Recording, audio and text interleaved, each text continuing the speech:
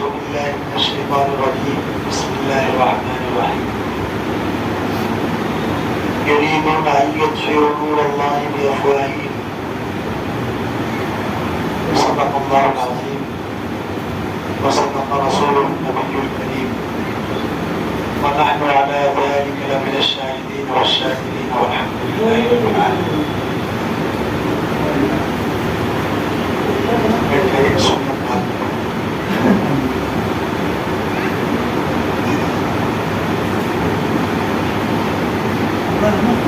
معزز سامعین کرام،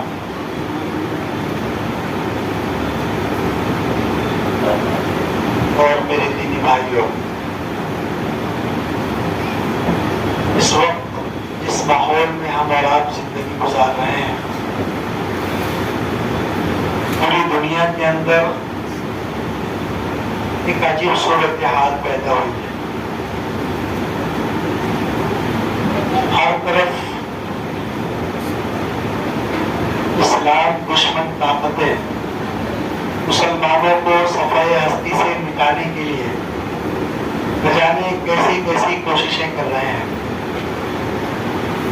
پوری دنیا پر اگر آپ نگاہ ڈالیں تو آپ کو پتہ چلے گا، کبھی عراق کے اندر، کبھی فلسطین کے اندر، کبھی ایران کے اندر مسلمانوں کو ٹارگٹ کیا جا رہا ہے اور مسلمانوں کو صفحۂ ہستی سے مٹانے کی پوری کوشش کی جا رہی ہے.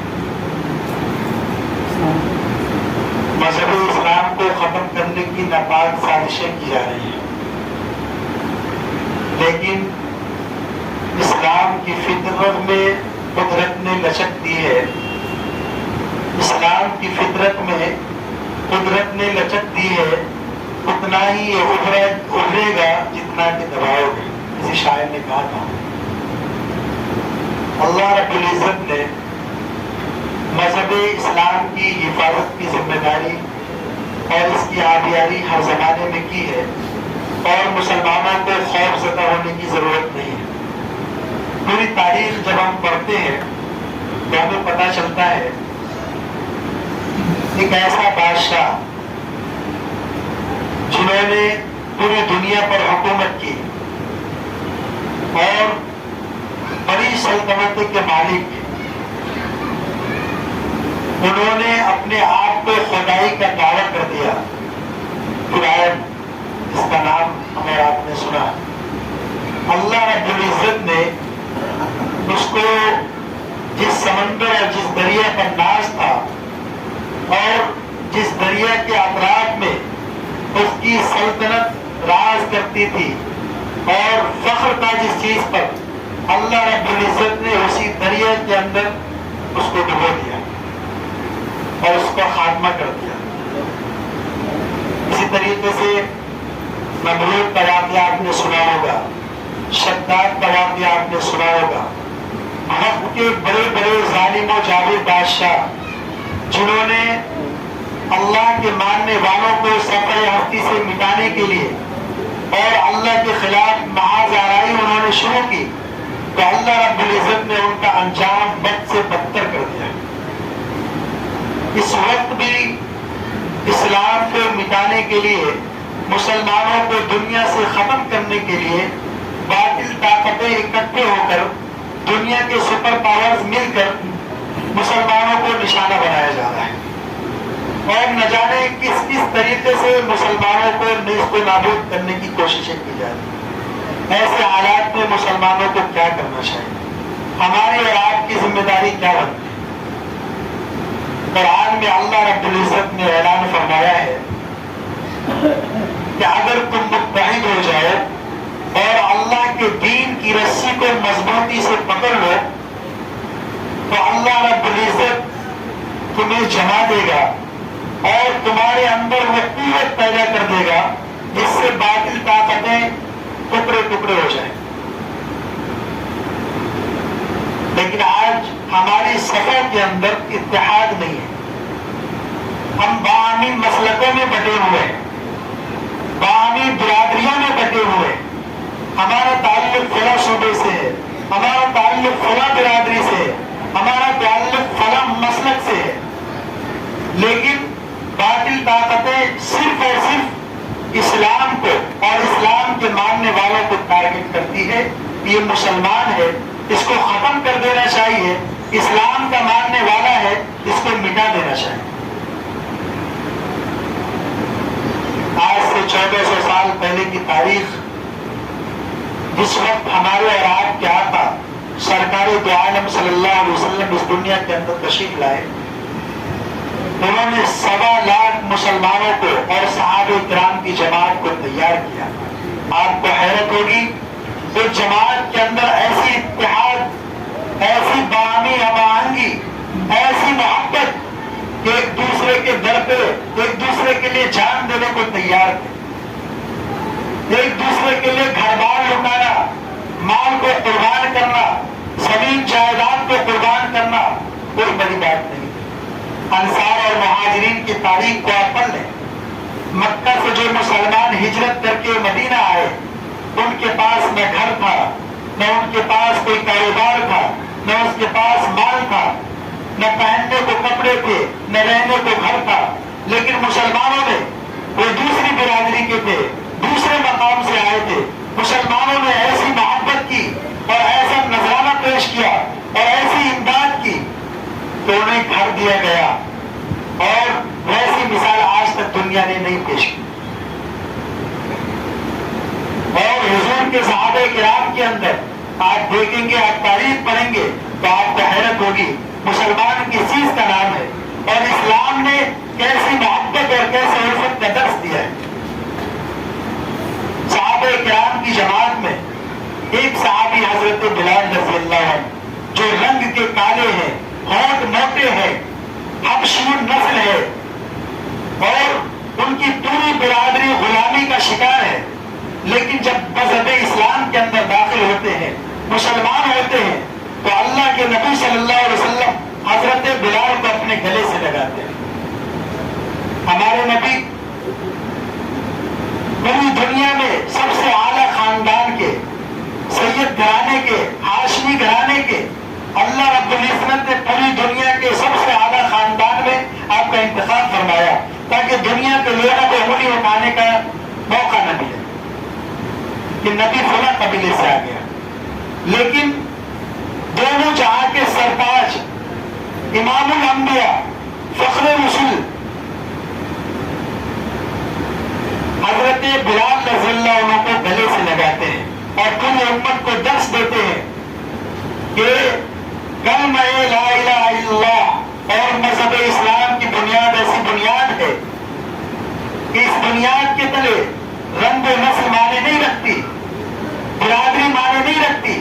اور اللہ رب العزت نے قرآن کریم کی آیت نازل فرما دی کہ ہم نے تمام انسانوں کو مرد و عورتوں سے پیدا کیا اور برادریاں اور قبیلے کو اس لیے رکھے تاکہ ایک دوسرے سے متعارف ہو سکے، ایک دوسرے کی پہچان باقی رکھ سکے، ایک دوسرے کی شناخت ہو سکے دنیا کے اندر. لیکن اللہ کے نزدیک سب سے مقرب بندہ وہ ہے، محبوب ترین بندہ وہ ہے، پسندیدہ بندہ وہ ہے جو تقویٰ اور پرہیزگاری میں سب سے اعلیٰ ہو، اللہ کی رضا والی زندگی گزار رہا ہو. تو میں یہ عرض کر رہا تھا کہ اس وقت جو ہمارا حال ہے، امت مسلمہ کا حال ہے، ہم فرقوں میں بٹے ہوئے ہیں، مسلکوں میں بٹے ہوئے ہیں، اور نہ جانے کیسی کیسی نفرتیں ہمارے آپسی دیواروں میں، ہمارے آپسی محبتوں کے اندر دیواریں کھڑی کر رکھی ہے نفرت. تو ایسے ماحول میں اللہ رب العزت نے مسلمانوں کو حکم دیا ہے کہ اللہ کے دین کی رسی کو مضبوطی سے پکڑو. اور آپ یقین جانیں، جب ہم اللہ کے دین کی رسی کو مضبوطی سے پکڑیں گے تو باطل طاقتیں کے ہوش ہو جائیں گے. آج مسلمانوں کی تعداد پہلے زمانے سے کئی زیادہ ہے، لیکن ہر جگہ خود ہمارے ملک کے اندر بھی مسلمان خوف و ہراس ہیں، پریشان ہیں اور ٹارگٹ پہ ہیں. اسلامی تشخص کو برقرار نہیں رہنے دیا جا رہا. اسلامی شعار کو بٹانے کی کوششیں کی جا رہی ہیں. آخر کیوں؟ آج جمعہ کے اندر دیکھ لیں جتنی مساجد ہے میرے علم کے مطابق اس وسیع کے اندر 155 مساجد ہے. چھوٹی بڑی مساجد ملا کر آپ ساری مسجدوں کا دورہ کر لیں اور ساری مسجدوں میں آپ جا کر دیکھیں گے کہ آج آپ کو مسلمان گیٹ کے باہر بھی نماز پڑھتے ہوئے نظر آئیں گے. اور ساری مسجدوں میں آپ فجر کی نماز میں جائیں, وہ مساجد جو جامع مسجد کہلاتی ہے جس کے اندر جمعہ کے اندر 3-3 ہزار لوگ نماز پڑھتے ہیں, 2-2 3-3 فلور کی مسجد ہے, اس مسجد میں آپ اگر فجر کی نماز پڑھیں گے تو 40 لوگ بھی آپ کو فجر کی نماز میں نہیں دیکھیں گے. ہم نے کیسا دین کی رسی کو مضبوطی سے پکڑا ہے. اللہ نے جس دین کو تھامنے کا حکم دیا ہے اس دین کو تو ہم نے چھوڑ دیا ہے. اللہ رب العزت نے کہا ہے کہ ہمارے احکام کے مطابق تم زندگی گزارو, قرآن کی تعلیمات کو اپنی زندگی کے اندر لاؤ, قرآنی احکامات سے اپنی زندگی کو آراستہ کرو.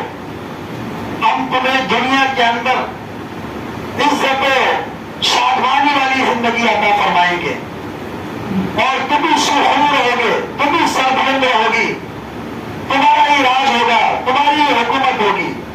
لیکن اس کے برعکس آج مسلمان ہر طرف ذلیل و خوار ہو رہے ہیں.